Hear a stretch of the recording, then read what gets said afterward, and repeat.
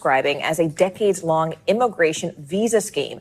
Investigators allege that these very officers committed conspiracy, immigration fraud, bribery, mail fraud, and money laundering, according to the 62-count indictment that was unsealed this morning. The FBI and Homeland Security carried out the arrests and search warrants across the state yesterday. NBC News correspondent Priscilla Thompson joins us with the details. Priscilla, when you're dealing with people who are seeking immigration, you're generally dealing with a pretty vulnerable population, people who are less likely to speak out when they feel something is wrong or may not feel like they have the resources to get help. So how did this even get on prosecutors' radar in the first place?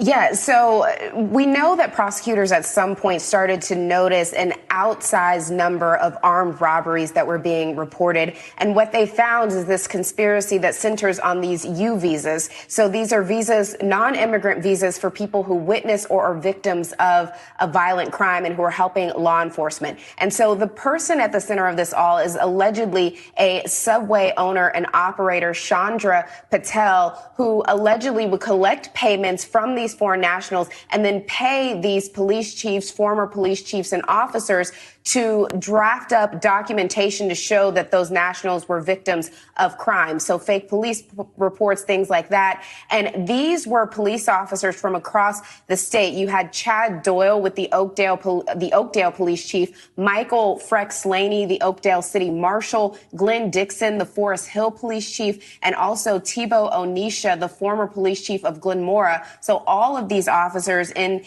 this indictment. Boy. So we got to talk about a massive federal law enforcement bust that has resulted in the arrest and the charging of 5 individuals in Louisiana, including 3 current/former police chiefs, a marshal, and a local businessman, an Indian businessman who owns a Subway, who were indicted for orchestrating a scheme where they filed false police reports accusing immigrants of being